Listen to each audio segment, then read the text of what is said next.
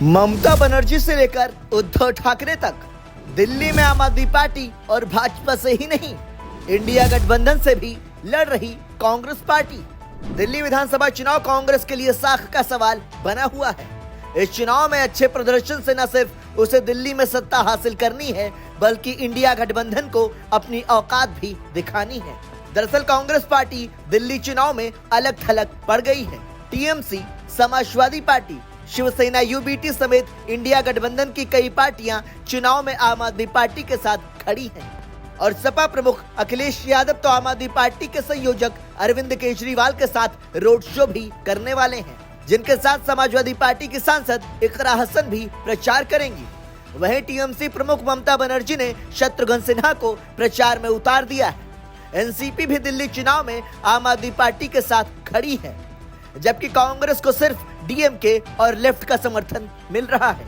जिस तरह से इंडिया गठबंधन की पार्टियां आम आदमी पार्टी के साथ खड़ी हैं, उससे साफ है कि इस चुनाव में कांग्रेस की लड़ाई आम आदमी पार्टी और बीजेपी से ही नहीं, बल्कि इंडिया गठबंधन से भी है।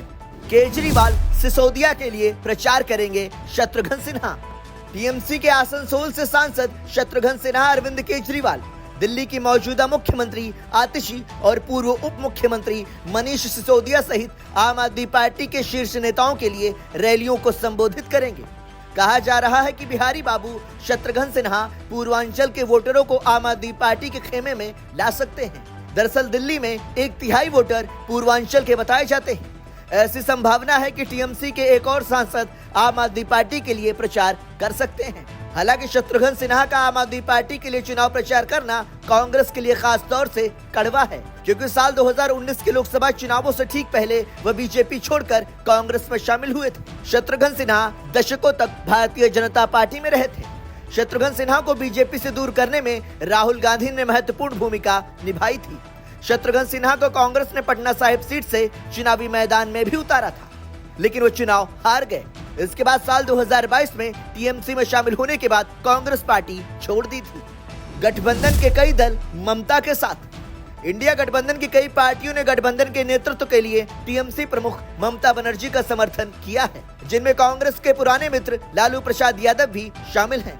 टीएमसी नेताओं का कहना है कि बीजेपी के खिलाफ ममता बनर्जी का रिकॉर्ड शानदार है, जबकि कांग्रेस बीजेपी के खिलाफ लगभग हर एक चुनाव हारी है। दिल्ली चुनाव में टीएमसी, सपा, शिवसेना और एनसीपी का आम आदमी पार्टी के लिए वोट मांगना इंडिया गठबंधन में कांग्रेस का अलगाव गहराने वाला है और दिल्ली चुनाव में अगर उसे हार मिलती है तो इंडिया गठबंधन में उसकी साख खतरे में पड़ जाएगी। दूसरी ओर आम आदमी पार्टी को सपोर्ट देकर टीएमसी इंडिया गठबंधन में नेतृत्व के समर्थन को लेकर निश्चिंत हो सकती है। दरअसल टीएमसी में धारणा यह है कि एनसीपी नेता शरद पवार और शिवसेना यूबीटी प्रमुख उद्धव ठाकरे ममता बनर्जी का समर्थन करने के लिए तैयार हैं। लालू ने कांग्रेस पर बढ़ाया दबाव। ममता बनर्जी के समर्थन में आवाज उठाते हुए आरजेडी सुप्रीमो लालू प्रसाद यादव ने बिहार में कांग्रेस पर दबाव बढ़ा दिया है। दरअसल आरजेडी कमजोर कांग्रेस को पसंद करेगी, जो सीट बंटवारे की बातचीत के दौरान अपनी ताकत दिखाने की कम स्थिति में हो। आपको बता दें कि बिहार में साल 2020 के विधानसभा चुनावों में कांग्रेस ने कड़ी सौदेबाजी की थी और 70 सीटें हासिल की थी, जिनमें से वह केवल 19 सीटें ही जीत सकी। जबकि दूसरी ओर कांग्रेस के साथ महागठबंधन के हिस्से के रूप में आरजेडी 144 सीटों पर चुनाव लड़ी थी और 75 सीटों पर उसे जीत मिली थी। ब्यूरो रिपोर्ट, संदेश वाहक।